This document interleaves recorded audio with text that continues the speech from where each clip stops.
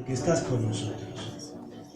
Qué lindo es podernos acercar a tu presencia, Señor, y reconocer que sin ti no somos nada. Reconocer que no tenemos fuerzas para cambiar nuestro entorno, Señor, pero sí tenemos el poder para destruirlo. Te rogamos que esta mañana tú construyas en nuestro corazón una fe firme, Señor, que trabajes con nuestra vida, que permitas que nuestros pensamientos sean transformados, muy parecidos a los de tu Hijo Jesucristo, porque para eso Él vino, para que nosotros nos pareciéramos más a Él, para que aprendiéramos de su vida, para que aprendiéramos cómo reaccionar en los momentos de dificultad. Tuya es la gloria y la honra, Padre. Recibe esta ofrenda que ponemos delante de ti, Señor, para que sea un olor fragante en tu presencia. Tuya es la gloria y la honra, Padre. En el nombre de Jesús oramos. Amén. Amén. Toma su lugar. Nuestro mensaje de esta mañana se llama Entre la culpa y el arrepentimiento. ¿Cómo se llama? Okay. ¿Alguna vez usted se ha sentido culpable? ¿Alguna vez se ha sentido arrepentido? ¿Sabe cuál es la diferencia? Parece lo mismo, ¿ah? Pero no es lo mismo. Culpa y arrepentimiento son dos cosas muy diferentes. Un hombre impío, ¿qué es eso?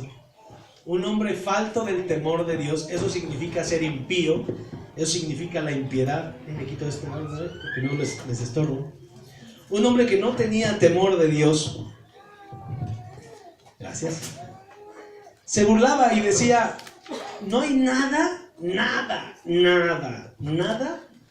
que pueda hacer que mi voluntad se sujete a la voluntad de Dios. Así como ustedes me la pintan, no hay nada que pueda hacer que mi voluntad se sujete a la voluntad de Dios. No hay nada que me pueda impedir que actúe y que yo hable como yo quiera. Y yo puedo hacer lo que yo quiera sin darle cuentas a nadie. Soy un hombre autosuficiente. Sé trabajar, sé ganarme mi dinero. Yo hago esto, yo deshago. ¿Ha conocido alguna vez a un hombre así? ¿Verdad que sí? Un domingo, mientras los vecinos de este hombre y familiares se iban al culto, le invitaron a venir con ellos. Le dijeron, mira, vente, vamos, se va a poner bien bueno. Pero él se quedó en casa trabajando. ¿Cómo iba a dar a doblar su mano? Porque pues, el orgullo estaba de por medio. Dijo, no, hombre, yo ya dije quién soy. Ahora, aunque me esté muriendo, no voy a ir. Entonces él se queda en su casa trabajando para demostrarles que yo hago lo que yo quiero y yo en mi casa, yo mando. Mientras trabajaba, una de las máquinas falló. Y esa máquina le causó un accidente tan fuerte que perdió la vista, perdió un ojo y el otro ojo se lo dejó dañado, que casi también perdió la vista completamente. El tiempo que estuvo en el hospital y el tiempo que estuvo en casa para recuperarse, le dieron el momento ideal para meditar en todo lo que había dicho, en todo lo que había pasado y en cómo estaba ahora en su estado físico, y reconoció el peligro que había a su alrededor. Pero fíjese lo gracioso, esta experiencia que había sufrido en su cuerpo lo hizo entender que el peligro más grande no eran las máquinas, no eran los coches, no era la gente que estaba alrededor. El peligro más grande que tenía este hombre estaba dentro de él. Se llamaba orgullo. Este hombre se había hecho ese daño al burlarse de Dios, al decir yo no necesito nada de Dios, yo soy autosuficiente, y él sabía que si continuaba por ese mismo camino se haría más daño todavía. Si no se arrepentía de todos sus pecados, si no se humillaba delante de Dios, él sabía que tarde o temprano, si ahora había perdido la vista, perdía una mano, perdía la propia vida. ¿Por qué? Porque estaba fuera de la voluntad de Dios. Entonces, poco tiempo después, tuvo un encuentro con el Señor y pudo entregar su corazón para alabarle y para glorificar a Dios, y se gozaba como ahorita nos gozamos con las alabanzas. La victoria mía es. ¿Usted cree que Dios perdonó a este hombre porque ahora le alababa y glorificaba a Dios? ¿Sí? Fue un hombre perdonado, ¿ah? Un hombre libre. ¿Pero el perdón le hizo que recuperara la vista? No. ¿Le regresó su ojo? No. Él fue libre del pecado, libre de la culpa que había cometido ante Dios, pero las consecuencias tenía que vivir con ellas. Todos los días, cuando se despertaba y abría sus ojos ¿Usted cree que no se acordaba de ese domingo fatídico en el que perdió su ojo? Sí. Y tal vez todo el tiempo ese varón pudo haber dicho, ¿por qué no fui? Y tendría que vivir con eso toda su vida. Pero ciego ya estaba. El pecado que hay en nuestro corazón, hermano, es tan sutil, es tan engañoso, que no nos damos cuenta, no lo podemos identificar tan rápido. No podemos ver que es un peligro al que nos estamos enfrentando, pero que sale de nosotros mismos. Nos damos cuenta que estamos en peligro hasta que empezamos a pagar las consecuencias de nuestros actos. Y cuando ya estamos pagando el precio de esas consecuencias, vemos que el precio es altísimo. Altísimo. Y es difícil de afrontar las consecuencias de nuestros actos, porque aparte no solamente las pagamos nosotros, las paga nuestra familia. Trae vergüenza, trae desgracia a nuestra vida, como el pecado. Dice la Biblia que la paga del pecado es muerte. Y cuando tú mueres por algún pecado, aunque te andes caminando en las calles, la Biblia dice que la muerte es muerte espiritual. Entonces estás separado de Dios y por eso no disfrutas. Por eso, como este hombre, aunque estés trabajando, ganando dinero, siendo aparentemente feliz, llegas en la noche y no eres feliz. ¿Por qué? Porque no te llena nada de eso. Eso es estar muerto delante de Dios. El pecado nos avergüenza y decimos nosotros que conocemos nuestra forma de ser, que nadie nos va a venir a enseñar. ¿A mí qué me va a venir a enseñar? La aleluya de la hermana Gaby, el aleluya del Ricky que ya se hizo un año más viejo, el aleluya del pastor que se la pasa y brinque. Estos aleluyas, ¿qué me van a venir a enseñar a mí? Nada. La palabra de Dios dice en Jeremías 17:9 que si esa persona se conoce a la perfección, esa persona es Dios. Porque dice la Biblia en Jeremías 17:9 que el corazón es engañoso más que todas las cosas y que es perverso a un grado que no podemos entenderlo. Y hace una pregunta: ¿quién lo conocerá? Si la palabra de Dios dice eso, ¿quién lo conocerá? Usted, cuando vea a un hombre que se jacte de conocer su corazón, ore por él, porque está endurecido su corazón. Engañoso es el corazón más que todas las cosas y perverso. ¿Quién lo conocerá? Muchos de nosotros decimos ser como ese hombre, Juan Camaney. Decimos ser los hombres de mucho conocimiento de la Biblia, de que conocemos nuestras intenciones, pero no es cierto. No conocemos los límites a los cuales podemos llegar. ¿Qué pasa cuando en las noticias usted las prende y empieza a ver en la colonia del Rosario? Ahí en el río, en la mañana, encontraron un cadáver de muerto. ¿No? Era un cadáver de muerto, si no estaba vivo. Encontraron un cadáver de muerto. ¡Y en las noticias! Ahí en la calle Javier Mina, ayer se hizo un desfile, un festival con los niños. 0 muertos, 0 vivos, empate. Puras almas para el Señor. ¿Qué ves en las noticias? Un cuerpo por allá, un muerto por allá, una mamá que mató a sus niños, un papá que violó a la mamá enfrente de los niños y después la mató, después se quitó la vida. Prende las noticias y es lo que ves todos los días, ¿o no? ¿Qué ganas de ver noticias? O ya están hablando mal del Peje, o ya están hablando mal de Anaya, o ya están hablando mal de Alfaro, ya están hablando que el gobierno nos va a cambiar, que nosotros no, que siempre sí, que siempre... Es todo lo que podemos ver en las noticias. Pero eso ha generado un cambio en ustedes cuando las ha visto. No. Nada más nos endurecemos cada vez más y decimos, pues lo bueno es que no fue mi familia. Lo bueno es que no pasa nada.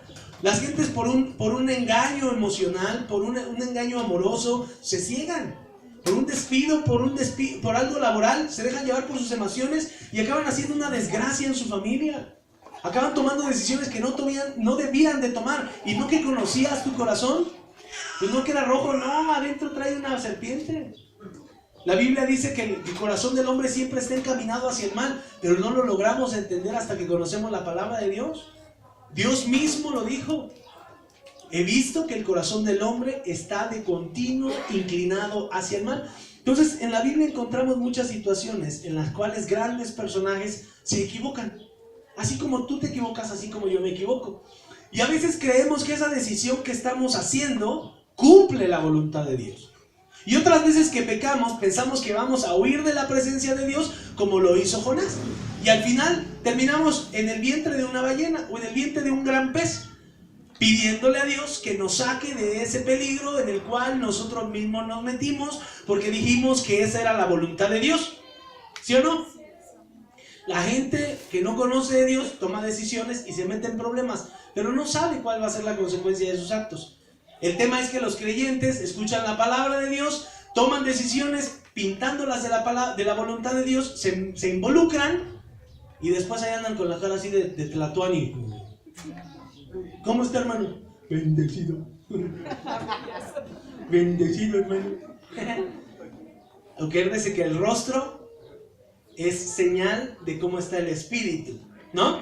Entonces, a veces pintamos la voluntad de Dios y nuestras decisiones las mezclamos y acabamos metidos dentro de un pez. ¿Cuántas veces usted ha desobedecido a Dios y se ha lamentado ese mismo día?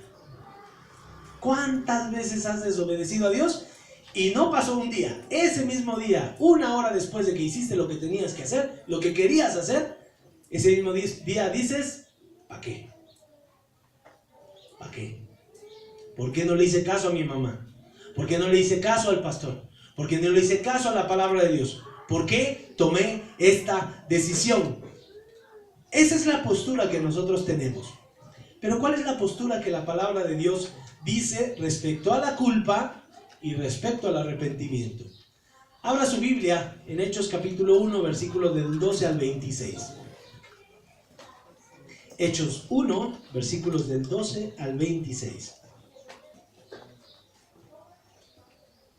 Póngase de pie. Vamos a leer. Seguimos en el libro de Hechos, que es la historia de la iglesia.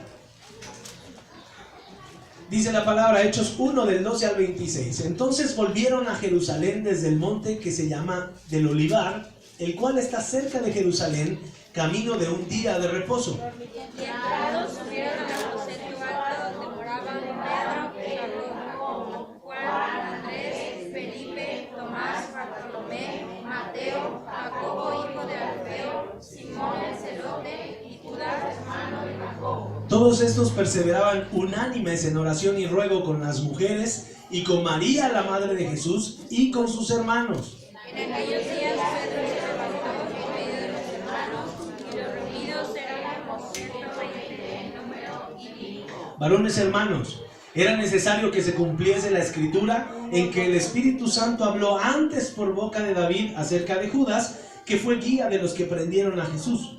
Y era contado con nosotros y tenía parte en este ministerio. Este, pues, con el salario de su iniquidad, adquirió un campo y cayendo de cabeza se reventó por la mitad y todas sus entrañas se derramaron. Y fue notorio a todos los habitantes de Jerusalén, de tal manera que aquel campo se llama en su propia lengua Aceldama, que quiere decir campo de sangre. Porque está escrito en el libro de los Salmos, sea hecha desierta su habitación y no haya quien more en ella y tome otro su oficio. Es necesario, pues, que de estos hombres que han estado juntos con nosotros todo el tiempo que el Señor Jesús entraba y salía. Comenzando desde el bautismo de Juan hasta el día que de entre nosotros fue recibido arriba, uno se ha hecho testigo con nosotros de su resurrección. Y señalaron a dos, a José llamado Barsabas, que tenía por sobrenombre Justo, y a Matías. Y orando dijeron, tú, Señor, que conoces los corazones de todos, muestra cuál de estos dos has escogido, para que tome la parte de este ministerio y apostolado de que cayó Judas por transgresión para irse a su propio lugar. todos, y desecharon suertes, y la suerte cayó sobre Matías, y fue contado con los 11 apóstoles. Amén. Tome su lugar. Si usted recuerda el contexto de este versículo, Jesús les da instrucciones, que fue el mensaje que vimos la semana pasada. Empieza por Jerusalén, Judea, Samaria, y después por toda la tierra. ¿Listo? Que fue la tarea que Dios nos dejó la semana pasada, que fuéramos primero discípulos para después discipular, pero empezando en nuestra casa. ¿Se acuerdan? ¿Qué tal les fue? ¿Quién puede dar testimonio? ¿Los varones han cambiado un poco? ¿Se han esforzado por ser siervos en su casa y no ser faroles de la calle y oscuridad de su casa? Usted está recogiendo el fruto de esa palabra de Dios. Pero ahora Después de que ellos escuchan la palabra de Jesús, dice el versículo 12, que regresaron ellos a Jerusalén desde el monte que se llama del Olivar. Entonces ellos regresan para esperar la promesa de Jesucristo, que era el Espíritu Santo.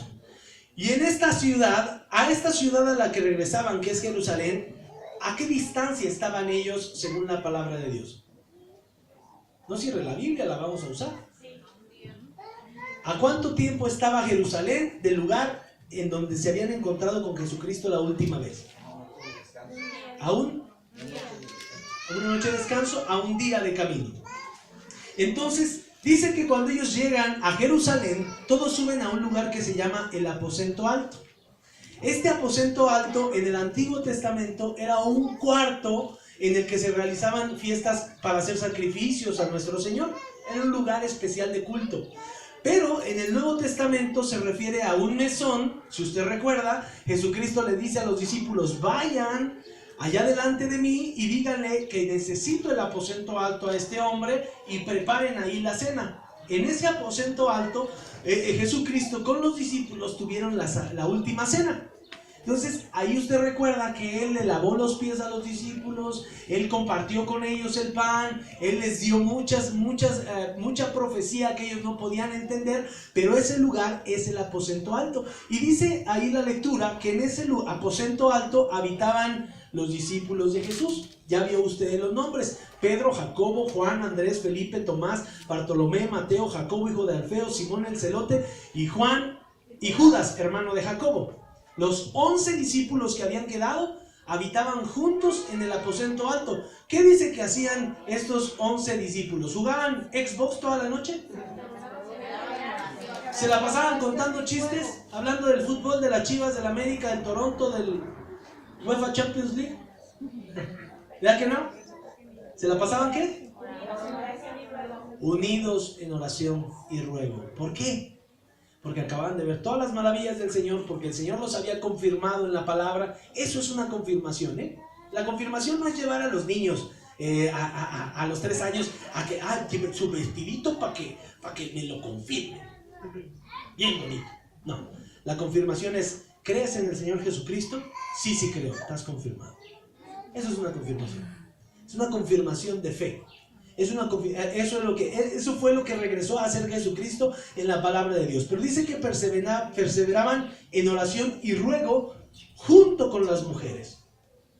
Y junto con las mujeres estaba la mamá de Jesús y los hermanos de Jesús. Porque usted recuerde, abra su Biblia en Mateo 6, capítulo 3, que ahí se nombra a los hermanos que tuvo Jesús, que nacieron de José y que nacieron de María. Estos se llamaban Jacobo, José, Judas y Simón. Y dice: las hermanas de Jesús también están con nosotros. ¿Sale? Marcos 6:3. Eso dice: Jacobo, José, Judas y Simón. Y la Biblia dice en Mateo 1:25 que José no conoció a María, o sea, no tuvo relaciones íntimas con María, sino hasta que tuvo a Jesús. Dice la Biblia: no la conoció hasta que dio a luz a su hijo primogénito, o sea Jesús, y le puso por nombre Jesús, ¿no? Entonces, para que vayamos entendiendo la historia, ¿quién estaba con los discípulos?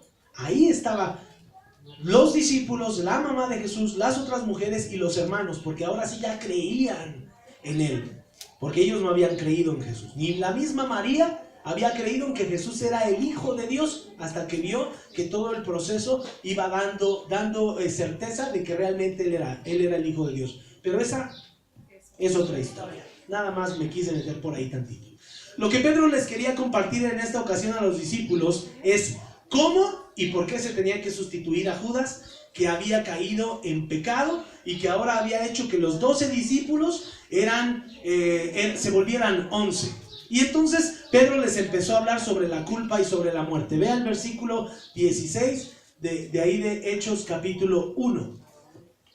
Él les dice: varones hermanos, era necesario que se cumpliese la escritura en que el Espíritu Santo habló antes por la boca de David acerca de Judas, que fue guía de los que prendieron a Jesús y era contado con nosotros y tenía parte en ese ministerio.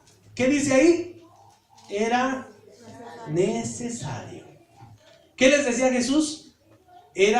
Es necesario que el Hijo del Hombre sea entregado en manos de pecadores, sea azotado, sea crucificado, muera y resucite. Pero eso no lo entendían ellos. Y Pedro les vuelve a repetir las palabras que Jesucristo usó con ellos. Era necesario que la palabra de Dios se cumpliera. Y efectivamente era necesario. ¿Para qué? Para que todos estos que estaban ahí reunidos, pudieran salir en su momento a predicar convencidos la palabra de Dios.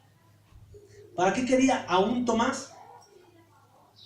¿Ya leyó los nombres? ¿Encontró a Tomás? ¿Sí? ¿Se convenció, Se convenció el que tenía muchas dudas, el que dijo hasta no ver, no creer. Dijo, no, ya mejor sí jalo parejo como estos. Ok, era necesario que todo eso pasara para que ellos se confirmaran y dijeran, estoy dispuesto a dar mi tiempo, estoy dispuesto a dar mi dinero, estoy dispuesto a dar mi vida, que eso fue lo que hicieron todos. Ninguno murió de muerte natural, solamente Juan, que fue exiliado a la isla de Patmos y ahí quedó y aparentemente muere en esa isla, pero él fue el único que muere de muerte natural y todos los demás fueron martirizados. ¿Por qué? Porque entregaron su vida al servicio de Dios con tal de compartir siempre la vida, muerte y resurrección de Jesucristo. Ese era el propósito que él tenía. Entonces, vean lo que dice Pedro también, que era necesario que se cumpliera, porque esto ya se había hablado antes por la boca de David acerca de lo que Judas iba a hacer. La iglesia, muchas veces, iglesia hablo de congregación, usted es la congregación, usted es la iglesia muchas veces sufre por falta de conocimiento. Y la Biblia lo dice. Mi pueblo perece por falta de conocimiento. La profecía, lo que va a pasar, usted lo encuentra en la palabra de Dios. El adúltero, si no lee que la Biblia dice, el que adultera contra su propio cuerpo peca, si ese adúltero no ha leído eso, no se da cuenta que en su propio cuerpo va a cargar con la paga de su adulterio. La mujer necia, ya lo hemos visto, que si se aferra con sus manos destruye su casa. El hombre, si no cuida a su mujer, se le cae el matrimonio. El hombre, si no conoce la palabra de Dios, no puede educar bien a sus hijos. Pero aquí tenemos todo. Y por falta de conocimiento, la iglesia perece, la sociedad está sufriendo y la familia también está sufriendo. ¿Por qué? Porque no nos damos cuenta que la palabra de Dios ha sido anunciado todo lo que vivimos. Nos queremos acercar a una religión para que alguien más nos diga lo que tenemos que hacer. Y Dios dice no. Nos tenemos que acercar al trono de la gracia para que alcancemos oportuno socorro. Hay de usted si le cree al hombre. Hay de usted que si prefiere creerle a las personas que hablen o a hombres que escriban otros libros que van en contra de la palabra de Dios y que usted al rato va a cargar con esa culpa, con la responsabilidad de sus hechos, como el hombre que se quedó ciego. Entonces la palabra dice que Pedro les comenta, David escribió mucho antes lo que sucedería con Judas y Jesús. ¿En dónde fue escrito eso? Eso fue escrito en el Salmo 41:9, que dice, aún el hombre de mi paz, en quien yo confiaba, el que de mi pan comía, alzó contra mí el calcañar. Contra mí se levantó, me traicionó. Eso decía en Salmos 41:9, 500,000 años atrás de que Jesucristo viniera a este mundo. Y ya el Espíritu Santo había dicho, el Mesías va a ser traicionado. ¿Por quién? Por alguien en quien él va a confiar. Y dice, alguien con quien va a comer de su pan. O sea, iban a ser tan compas que iban a compartir la torta ahogada en bolsa. Chúpale tú primero, no, chúpale. ¡Oh!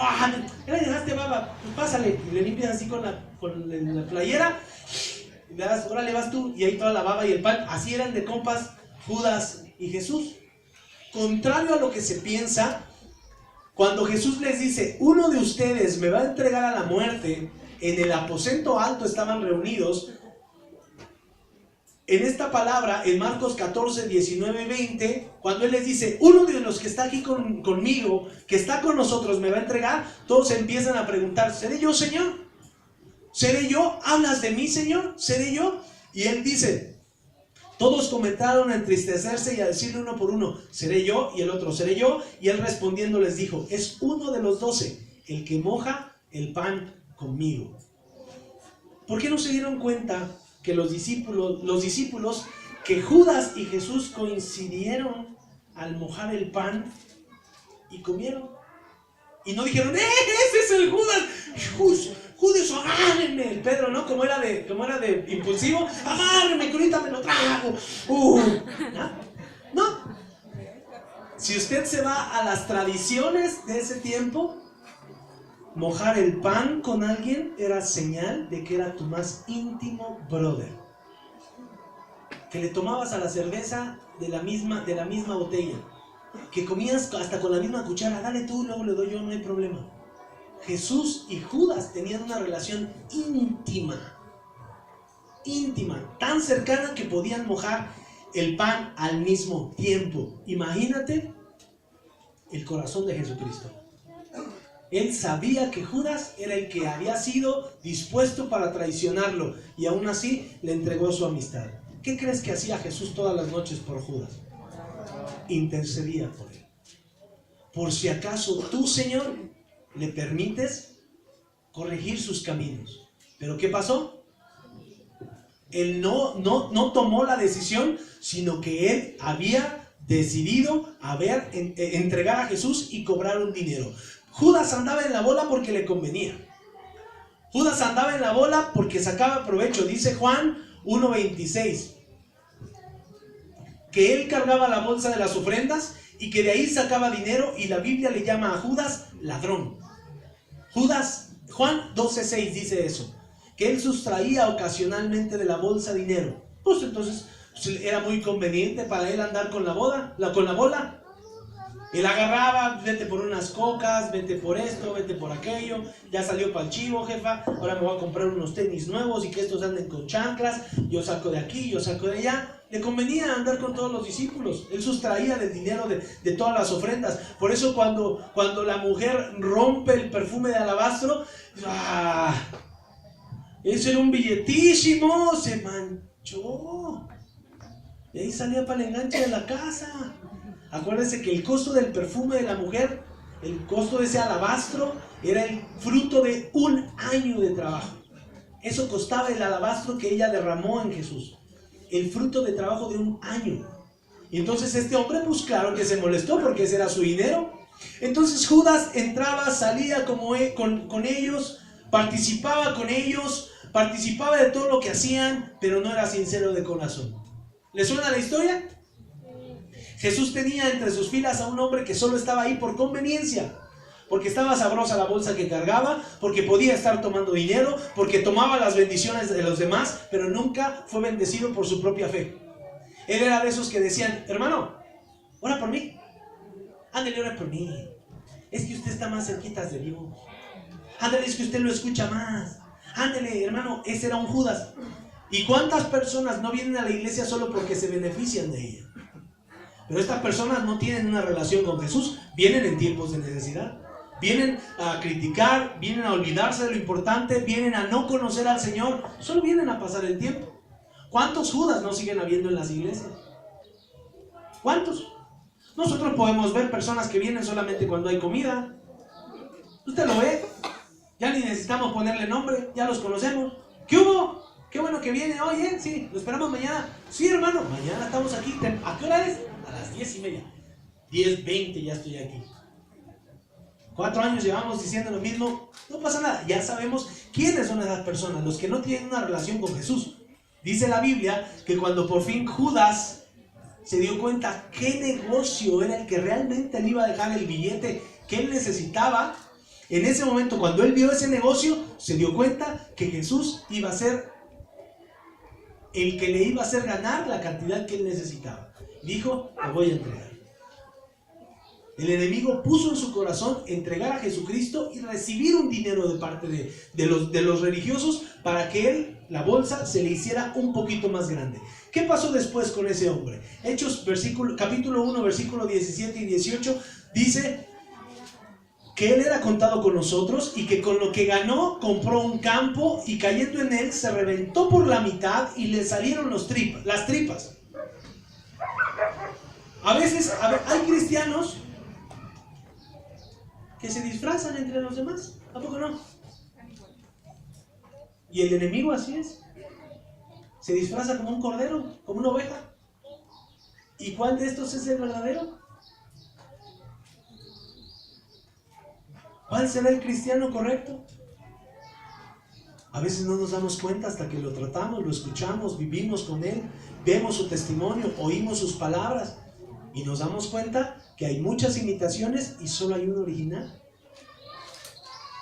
La palabra de Dios habla de creyentes, de 10 creyentes a los que se les hizo un milagro, 10 enfermos que les hace un milagro y solamente uno regresó para reconocer el poder de Dios. ¿Y dónde quedaron los otros 9? Asimismo es con los creyentes. Por eso nuestra iglesia se renueva constantemente. No siempre vienen las mismas personas. ¿Por qué? Porque no hay una relación con Dios, no hay un verdadero conocimiento de la palabra. ¿Qué le hace tomar la decisión de entregar a Jesús? ¿No ya tenía todo lo que él estaba buscando? ¿Por qué se mató? Si ya tenía el dinero, ¿por qué toma la decisión de matarse? No que no quería seguir a Jesús, ya había conseguido entregarlo. Eso demostró que él nunca creyó en él. Ya tenía dinero, ¿para qué se mata? Veamos lo que dice la palabra de Dios. Mateo 27 del 1 al 5 dice: venida la mañana, todos los principales sacerdotes y los ancianos del pueblo entraron en consejo contra Jesús después de que lo habían atrapado. Y entraron en consejo contra Jesús para entregarle a muerte, y le llevaron atado y lo entregaron a Poncio Pilato, el gobernador. Entonces Judas, el que le había entregado, viendo que era condenado, devolvió arrepentido las 30 piezas de plata a los principales sacerdotes y a los ancianos, diciendo: yo he pecado, he entregado sangre inocente. Mas ellos dijeron: ¿qué nos importa a nosotros? Allá tú. Y arrojando las piezas de plata en el templo, salió, fue y se ahorcó. El caballero se sintió culpable por lo que hizo. La Biblia ahí habla del arrepentimiento. Judas no supo manejar la culpa. Los 3 años que anduvo con Jesús nunca puso atención a sus palabras, que decía: la salvación proviene de Dios. La salvación proviene a través de conocer a Dios. La salvación es a través de mí. Y yo soy el camino, yo soy la verdad, y yo soy la vida, y nadie viene al Padre si no es a través de mí. Eso nunca lo escuchó Judas. Judas siempre estuvo concentrado en el billete, en el billete, en el billete, en el billete, en el billete. Y en el último momento él se da cuenta que esto estaba mal. Que la paz venía de ese hombre con el cual él tenía comunión. Porque el dinero ahora ya lo tenía, pero estaba viendo que a su amigo lo iban a matar. Y eso le trajo culpa.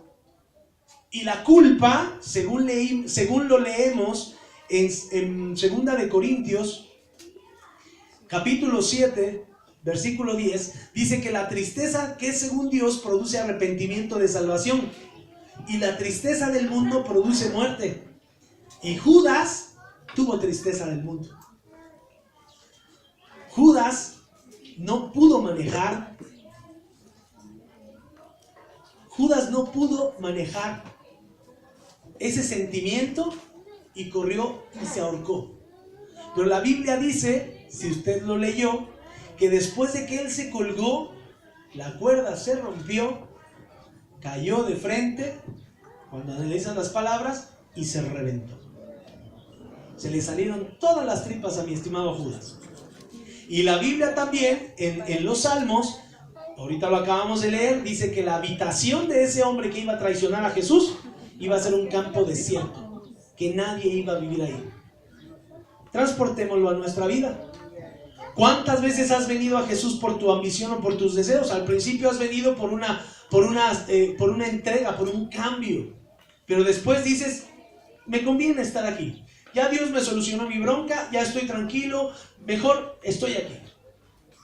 ¿Y cuántas veces lo has vendido por una cerveza, por un cigarro, por un chisme, por una mala cara, por una mala mentira, por tener relaciones sexuales fuera del matrimonio o con otra persona que no es tu pareja, por robar, por cínico, por muchas cosas más? Tú has vendido a Jesús y sigues viniendo a la iglesia.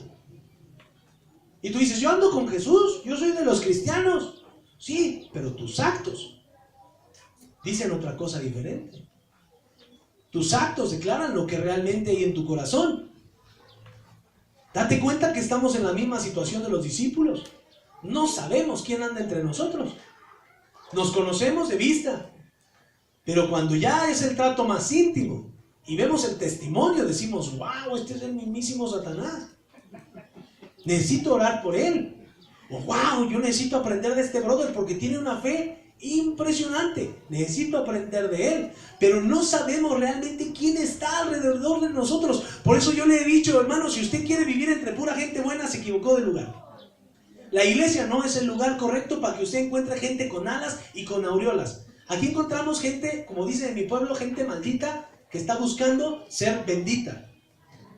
Gente que reconoce que es viciosa, gente que reconoce que es mentirosa, que fue borracho, que fue drogadicto, que fue mujeriego, que fue alcohólico, que fue lo que usted quiera. Pero aquí este es el hospital de la fe. Este es el hospital donde usted se encuentra personas que están batallando por salir. Pero dentro de esas personas siempre va a haber un Judas. Que se arrepiente muchas veces, que siente culpa muchas veces, pero que no sabe qué hacer con eso. Y que siempre se envuelve en errores y en errores y en errores y en errores, y que al final del día lo que le cuesta es su propia vida. ¿Sabe? Eso es lo que le cuesta su propia vida. ¿Por qué? Por la tibieza. Por no saber decidir y por no saber dejar todo lo que le preocupa a él en manos de Dios. Dice el versículo 18: este pues con el salario de su iniquidad adquirió un campo, cayó de cabeza, se reventó por la mitad, sus entrañas se derramaron y fue notorio a todos los habitantes de Jerusalén. ¿Qué pasa cuando tú pecas? Todos se enteran, viejo. El único que no sabe que se enteró, que ya todos saben que tú pecaste, eres tú. Pero cuando tú estás bien, fíjate que hasta irónico es. Cuando tú estás bien en tu relación con Dios, dice la palabra que tienes un gozo que no puedes parar, ¿no? Hay un gozo que no puedo parar. ¡Aleluya! ¡Gloria a Dios, hermano! ¿Qué le sirvo? Le hacemos, le deshacemos. Cae el pecado, la cara se le cuelga, ya no hay actitud de servicio, ya no hay nada. ¿Sí o no? ¿Usted se da cuenta de eso? Pero tú te aferras y dices, no, nadie va a saber que yo cometí un error. Y toda la iglesia ya lo sabe. Hay vergüenza a través del pecado. Honestamente, esto yo no te lo digo para asustarte. Que va a haber humillación en tu vida, que tal vez puede haber muerte. Si pecas otra vez, tal vez esa sea la última vez que tú pecas y Dios fue la última vez que tuvo misericordia de ti. Y tal vez mueras. Porque Judas tuvo 3 años para andar meditando en esto. Y al final del día dijo, lo entrego. Y lo entregó y murió. Ese fue el último día que pudo haber tomado la decisión de decir, no, ya no voy a seguir siendo la misma persona. Yo sé que esto me hace daño y no, voy en contra mía. No, tomó la decisión, pecó y murió. Estas palabras yo no te las digo para que te espantes. Porque realmente si te espantara la palabra de Dios, ya hubieras cambiado muchísimas cosas que Dios te ha hablado desde hace más años de que yo tengo aquí como pastor. Ya lo hubieras cambiado. Esto es cuestión de saber cómo está tu relación con Él. Seamos honestos. Hace mucho tiempo Dios hubiera cambiado tu forma de pensar, ¿no? ¿Qué dice la Biblia de eso? ¿Qué dice la Biblia de eso? Bueno, así fue como se desparramó ese hombre.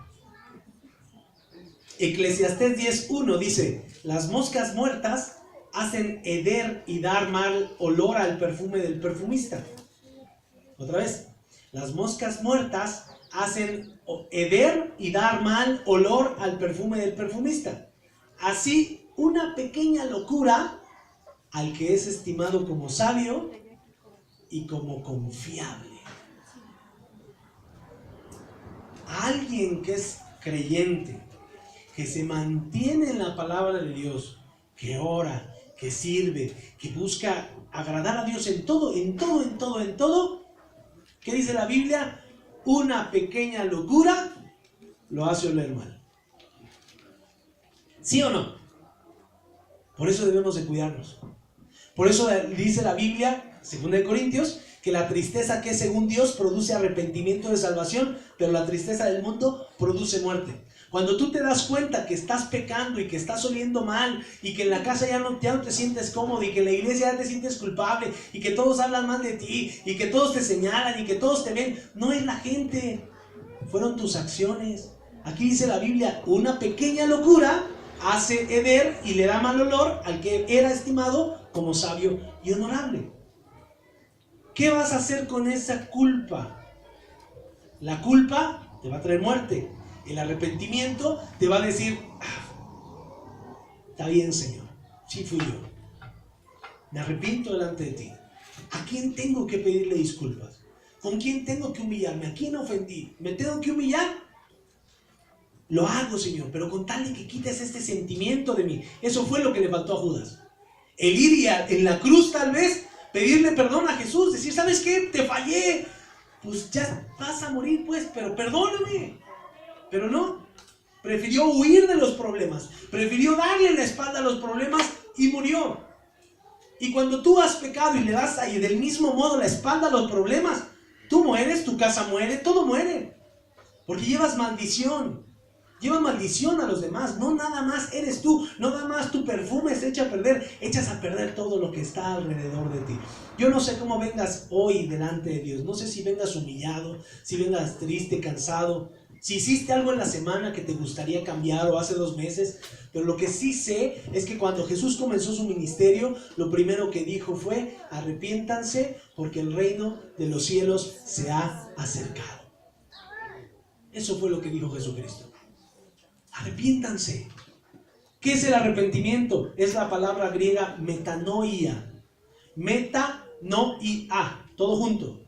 Y metanoia es cambio del modo de pensar, cambio de rumbo. Esto no me funciona. No me funciona andar haciendo esto, tomando, fumando, toqueteándome, viendo a otras mujeres. No me funciona. Me cambio, no voy ahora por este lado, tengo que seguir otro rumbo. Ese es el arrepentimiento que viene de parte de Dios. Cuando la palabra te impacta a tal grado que dices, wow, estoy equivocado, cambio de modo de pensar. Y la culpa, de un momento te sientes mal y al rato no pasó nada. Señor, perdóname este y el que viene, como dice el pastor Peña. Este y los que siguen. Y te avientas tus lágrimas de cocodrilo. Perdóname. No te vuelvo a engañar. Y al otro día ya estás con la otra, y ahí pegado, o ya estás con el otro, ya te estás drogando, ya estás haciendo. Pues es culpa. La culpa produce muerte. Entonces, Dios es misericordioso, hermano. Segunda de Pedro 3:9 dice que Él no retarda su promesa. Jesucristo va a regresar. Jesucristo vendrá en una nube, así como se fue y así como los discípulos lo vieron, Él regresará. Pero cuando Él regrese, no habrá misericordia. Se terminó la misericordia. Se acabó el tiempo de la gracia. Porque mientras Él no regresa, estamos en el tiempo de la gracia. Y podemos arrepentirnos y podemos dudar de que si Dios fue Dios, de que si Dios no fue Dios, de que si Dios nos perdona, si perdemos la salvación, si no perdemos la salvación, si hay pecado chico, si hay pecado grande. Pero en este tiempo nosotros podemos afinar nuestras ideas y decir, sí, Señor, creo en ti, no me importa lo demás, yo creo en tu palabra y no cambia. El Señor no retarda su promesa, según algunos la tienen por tardanza, sino que el Señor es paciente para con nosotros, no queriendo que ninguno perezca, sino que todos procedan al arrepentimiento. Y el arrepentimiento nos trae vida y nos trae salvación.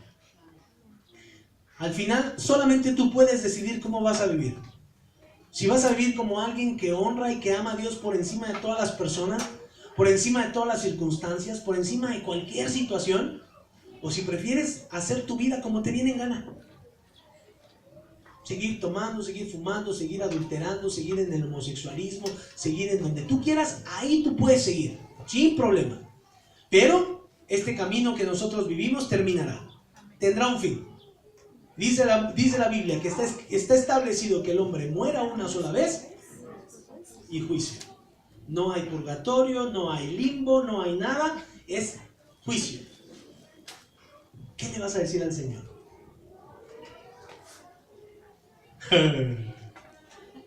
Es que ese día me estaba durmiendo.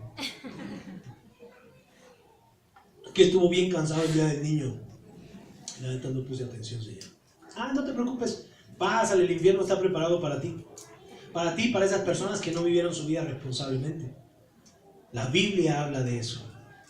Por eso es sumamente importante que usted la lea, que la abra, que se interese. La obra al final del día siguió con Judas o sin Judas, con tesorero o sin tesorero. Pedro empezó esta plática para decir, aquel traicionero, que Dios lo perdone. Nosotros no juzgamos. Se perdió, se mató, se desparramó, pero la obra tiene que seguir. ¿A quién recomiendan? Y a veces pensamos que somos indispensables para la obra de nuestro Señor. No es cierto. No es cierto. Aquí todos somos desechables porque hoy vivimos, mañana no sabemos si seguimos en este mundo. Judas tal vez pensó que todos iban a ir a rogarle. No, nadie. Se preocuparon por él. Pues sí, lástima, ya se murió. ¿Qué sigue? ¿A quién recomiendan? Porque nosotros estamos enfocados en seguir sirviendo a Dios. Y esa es la tarea de la iglesia. Cada uno tomar su decisión en su momento, pero estar seguros de que todos un día estaremos delante de la presencia de nuestro Señor y Él nos preguntará: ¿qué hiciste con lo que yo te di? ¿Qué hiciste con la vida que yo puse en tus manos? Con los dones, con los talentos, para los que yo te llamé a servirme. ¿Te lo despreciaste? A algunos Jesucristo dirá: para Él no hay condenación, porque yo pagué por Él. Por eso la Biblia dice que abogado tenemos para con el Padre, a Jesucristo el justo. Él dirá: yo pagué por sus pecados. No hay condenación para Él. Pero ¿y los demás? Dice que serán directos al lago de fuego, donde el gusano no muere y donde es el crujir de dientes, ¿no?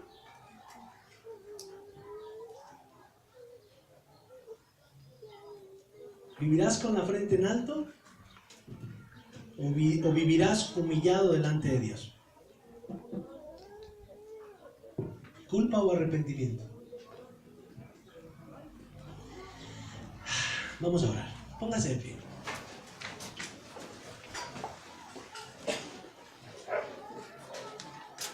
La culpa no significa nada si no hay arrepentimiento de corazón. Nada más te va a lastimar y te va a incomodar por un momento. El arrepentimiento es una plática directa con Dios. Es decirle: Padre, ya sé de qué me estás hablando ahorita. Inclinen su rostro, vamos a orar. Olvídese de los que están ahí a su alrededor. Señor mío,